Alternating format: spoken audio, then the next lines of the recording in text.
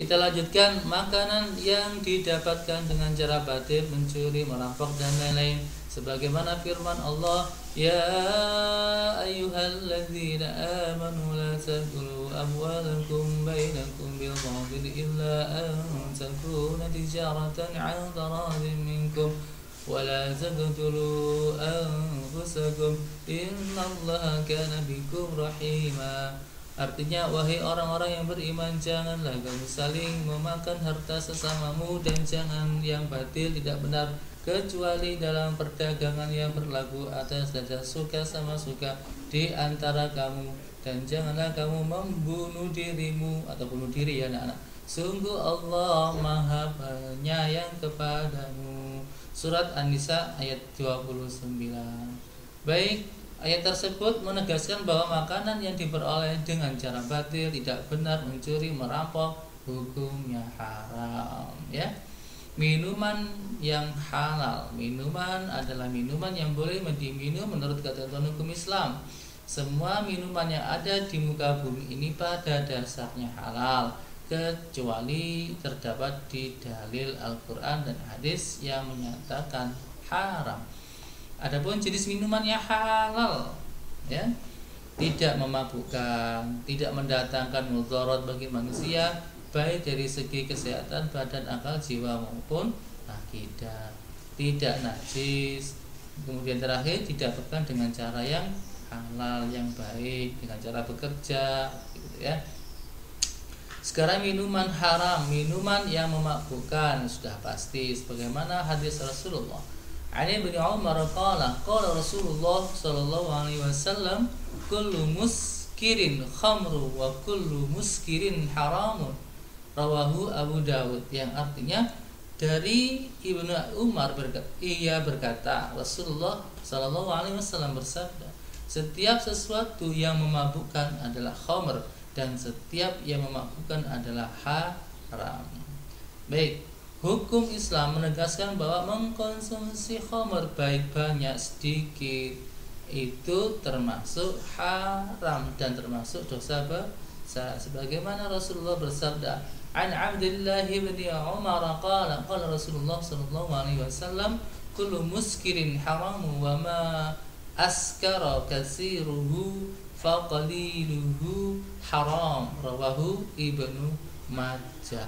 Yang artinya anak-anak, dari Abdullah bin Umar, dia berkata Rasulullah SAW bersabda, setiap yang memabukkan adalah haram, dan sesuatu yang banyak memabukkan maka sedikitnya pun haram. Nah, minuman yang berasal dari benda najis juga haram. Minuman yang didapat dengan cara tidak benar, batil, mencuri juga termasuk haram. Manfaat mengkonsumsi sekarang anak-anak. Tentu kalau kita mengkonsumsi makanan yang halal, manfaatnya banyak sekali. Yang pertama, mendapat ridha Allah. Yang kedua, memiliki akhlak yang karimah, yang baik, ya. Kemudian yang terakhir, terjaga kesehatannya. Sudah pasti paham ya kalian. Sekarang akibat buruk dari makanan minuman yang haram. Kita bisa lihat di otak kita ini, ya. Amal ibadahnya tidak akan diterima dan doanya tidak akan dikabulkan. Nauzubillahi min dzalik. Kemudian makanan minuman yang haram bisa merusak jiwa, terutama minuman keras, khamr. Akibat buruk yang pertama, menyebabkan berbagai macam penyakit psikologis, gangguan jiwa, misalnya gangguan daya ingat, gangguan mental, dan kegagalan daya pikir karena meminum khamr. Kemudian yang kedua, menimbulkan beban mental, emosional, dan sosial yang berat. Yang ketiga, menimbulkan beban penderitaan berkepanjangan dan hancurnya masa depan. Summa na'udzubillahi min dzalik. Sangat merugi bagi orang-orang yang suka minum minuman keras atau khamr. Makan dan minuman yang haram dapat mengganggu kesehatan. Misalnya khamr dapat menyebabkan berbagai macam penyakit. Kemudian menghalangi mengingat Allah, zikrullah. Sebagaimana firman Allah,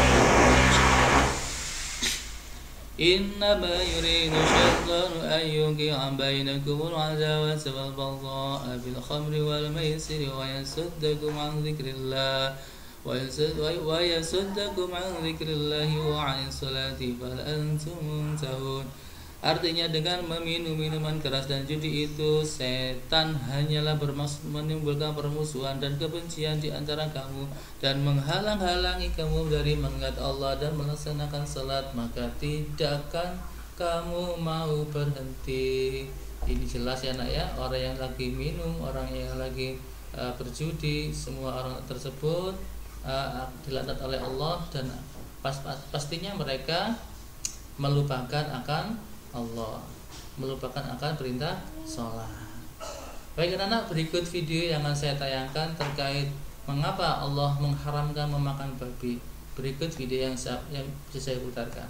Baik pemirsa, kembali lagi di Berita Islami Masa Kini dan kita akan membahas tadi babi ini haram, tapi kenapa masih diciptakan? Kira-kira atau nggak sih salah satu manfaat baik babi aja gitu?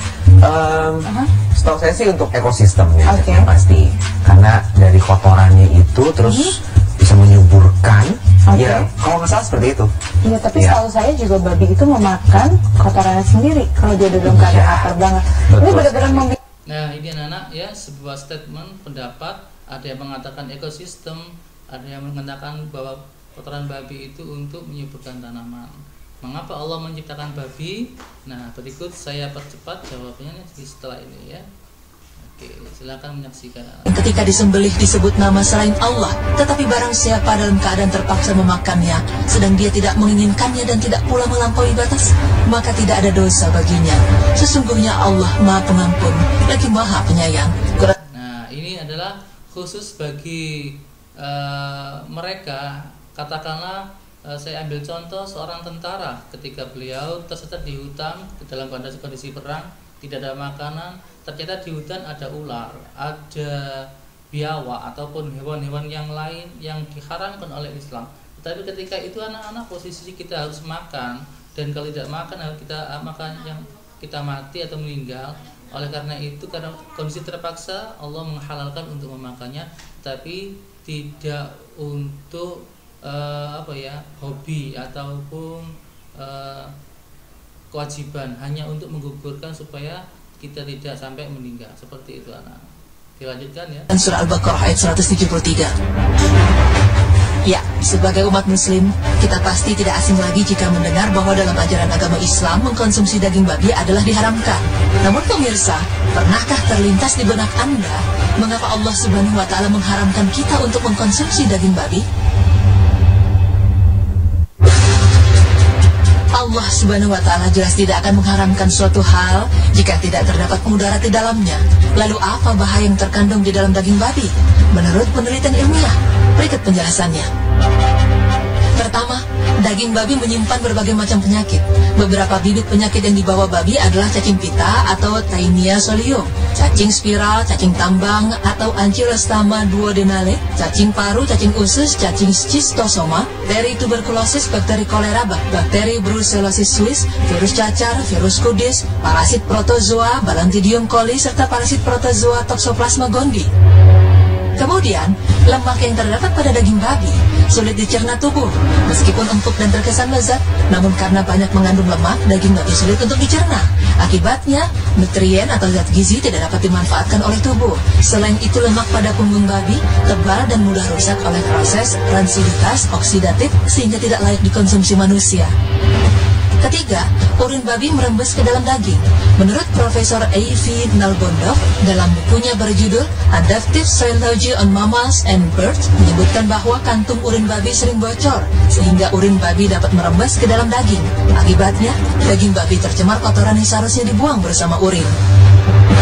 Keempat, daging babi mengandung virus flu burung dan flu babi. Di dalam tubuh babi, virus A1, H1N1, dan H2N1 yang semula tidak ganas dapat bermutasi menjadi H1N1 dan H5N1 yang ganas, sehingga dapat mematikan dan menular ke tubuh manusia.